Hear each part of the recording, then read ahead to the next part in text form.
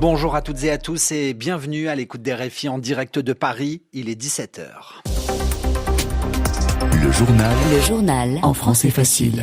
Adrien Delgrange. Jeudi 28 mars, 3 titres. À Gaza tout d'abord, malgré les bombardements, malgré les combats, soigner coûte que coûte les blessés de guerre.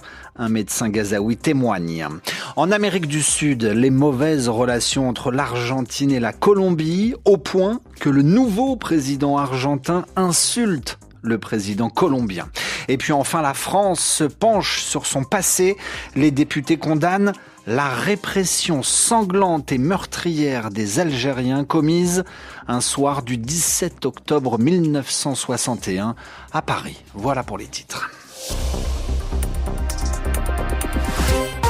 L'appel du Conseil de sécurité de l'ONU à un cessez-le-feu immédiat à Gaza n'y fait rien ou pas grand-chose. L'intensité des affrontements n'a pas baissé malgré le vote des Nations Unies en début de semaine. L'armée israélienne poursuit son offensive, le Hamas riposte. Ces derniers jours, les combats se concentrent autour et à l'intérieur de certains hôpitaux, notamment ceux de Gazaville et de Khan Younes. Notre correspondante à Ramallah, Alice Froussard, a pu joindre par téléphone un médecin dans le nord de Gaza. Ce médecin raconte son quotidien où la moindre pièce, le moindre endroit encore disponible qui n'a pas été détruit par la guerre, sert à soigner des patients. Avant la guerre, cette petite salle était un laboratoire de chimie dans une école de la ville de Gaza. Mais faute d'hôpitaux, faute de bâtiments encore debout, elle est devenue un centre médical de fortune, l'un des seuls qui traite encore les personnes restées dans le nord de la bande de Gaza, explique l'un de ses docteurs, Mahmoud Al-Shorafa. Tous les jours, la situation est de pire en pire. C'est vraiment très difficile en tant que médecin de dire à des patients qui arrivent gravement blessés qu'on n'a plus de quoi les soigner. Il nous manque de quoi désinfecter, recoudre, tout. Nous manquons de matériel médical. Il le précise, avec les tirs à proximité, les bombardements, les transferts de patients vers de réels hôpitaux sont quasiment impossibles. Certains sont morts sous nos yeux et parfois, c'était car il manquait un simple outil médical pour les sauver. Ça nous laisse une boule à la gorge en permanence. Je me rappelle, le pire, c'était ce vieil homme. Il est arrivé avec des éclats d'explosion dans le cou. Son état nécessitait une opération urgente dans un hôpital. Nous savions que nous ne pouvions pas l'aider dans ce local.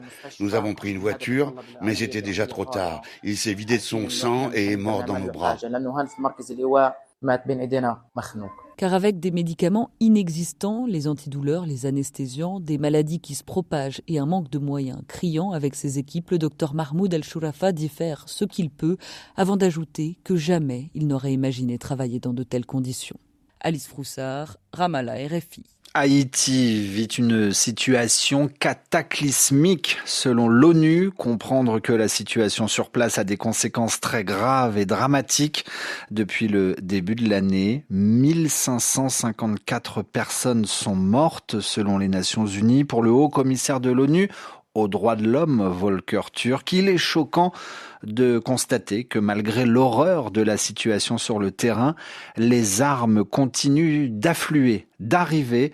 J'appelle donc à une mise en œuvre plus efficace pour empêcher que les armes entrent en Haïti. RFI, il est 13h04 à Buenos Aires. Les relations entre l'Argentine et la Colombie mises à mal par des déclarations de Javier Milei. Le président argentin au pouvoir depuis moins de 4 mois a une nouvelle fois insulté le président colombien au cours d'une interview accordée à CNN en espagnol. Conséquence, les diplomates de l'ambassade d'Argentine en Colombie ont été expulsés, Marine de la Moissonnière.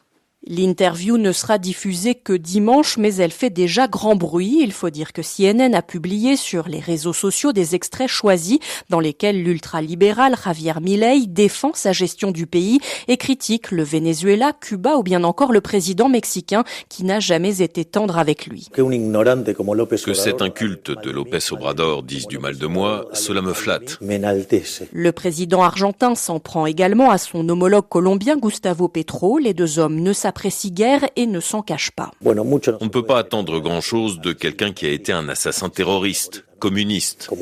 Javier Milei avait déjà insulté Gustavo Petro en janvier et en février. L'ambassadeur colombien à Buenos Aires avait alors été rappelé. Cette fois, la Colombie a ordonné aux diplomates de l'ambassade d'Argentine à Bogota de rentrer chez eux. L'Argentine et la Colombie, pourtant des partenaires commerciaux et stratégiques de premier plan, notamment en matière de lutte contre le crime organisé, sont au bord de la rupture diplomatique. Le journal en français facile. En français facile. En France, un vote pour l'histoire. Les députés français condamnent le massacre du 17 octobre 1961 à Paris, où des Algériens sont morts dans des conditions atroces ce soir-là dans la capitale française. Ils voulaient simplement manifester pour dénoncer un couvre-feu qui leur était imposé. La police les a chargés.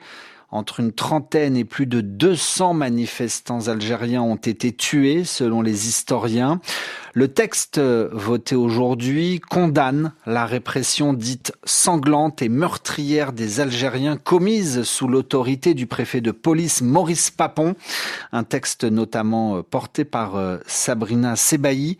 Pour la députée écologiste française, ce texte contribue notamment à apaiser les débats sur l'histoire commune de la France et de l'Algérie. Ça va dans le bon sens depuis l'ouverture des archives sur la guerre d'Algérie. D'ailleurs, on demande à ce que les travaux des historiens incluent aussi le travail sur la nuit du 17 octobre 61 pour justement définir la chaîne des responsabilités. Je pense que c'est important, c'est un pas qui va dans le bon sens dans les relations franco-algériennes, qui permettra peut-être d'avoir des débats moins passionnels et plus apaisés. Je pense qu'on peut avancer sur tous ces sujets-là. Et puis surtout, je pense qu'il reste beaucoup de sujets à lever. Donc ces questions mémorielles, qu'on le veuille ou non, elles viennent percuter l'actualité politique. Il faudra les traiter, il faudra avancer, et ce n'est qu'ensemble qu'on pourra écrire cette histoire, ces pages de notre histoire commune, qu'elles soient bonnes ou mauvaises. La France est un pays qui est assez fort pour intégrer même les pages les plus sombres de son histoire. Sabrina Sebaï dans RFI Midi avec Florent Guignard. Une coupe de cheveux, une couleur de cheveux ou même la forme d'un cheveu peut empêcher d'obtenir un emploi. L'Assemblée nationale française a voté aujourd'hui une loi contre ce qu'on appelle la discrimination capillaire pour faire reconnaître et sanctionner celles et ceux qui discriminent quelqu'un pour ses cheveux. Une loi portée par le député guadeloupéen Olivier Servat. Il rappelle que cette question touche notamment les populations afro-descendantes. Des femmes essentiellement qui n'osent pas toujours porter leurs cheveux au naturel. Sylvie Coffy, des femmes qui ont souvent recours au lissage de leurs cheveux et aux produits qui les défrisent, ce qui présente des dangers pour leur santé. Pour se conformer aux normes de la société, certaines femmes noires se défrisent les cheveux avec des produits dangereux. Christian Bissanga, médecin et spécialiste de la chirurgie capillaire. Il faut savoir que la soude caustique NaOH, c'est l'équivalent des tartrans qu'on utilise pour détartrer ses toilettes. Maintenant, lorsqu'on prend ce produit chimique qu'on applique sur le cuir chevelu, il va entraîner, qu'on le veuille ou pas, des brûlures. La plupart des femmes qui utilisent ces défrisants vont entraîner à un moment donné que la racine capillaire puisse disparaître. Des cheveux qui ne repoussent plus, mais aussi des risques de développer des cancers, notamment des cancers de l'utérus, selon une étude menée aux États-Unis sur les femmes noires. Attention aussi aux perruques. De la même façon qu'on peut être allergique aux poils des chiens, aux poils des chats, on est allergique aux protéines, à la kératine. C'est pas parce que les perruques ou les extensions sont dites naturelles, brésiliennes, lorsqu'on les met, certaines personnes développent des réactions de type allergique avec des mangeaisons. Pour le docteur Bissanga, la seule solution, c'est d'accepter de porter ses cheveux au naturel. Et puis enfin, pour sécuriser les Jeux Olympiques de Paris, cet été, nous apprenons que la France fait appel à plusieurs nations étrangères pour prêter main forte aux forces de police françaises. La Pologne va notamment envoyer des militaires pendant la période des Jeux Olympiques. Ainsi se referme ce journal où vous soyez sur la planète. Merci à tous de l'avoir écouté. Journal en français facile que vous pouvez retrouver sur notre site internet, mais également sur les différentes plateformes de podcast. À demain pour une nouvelle édition.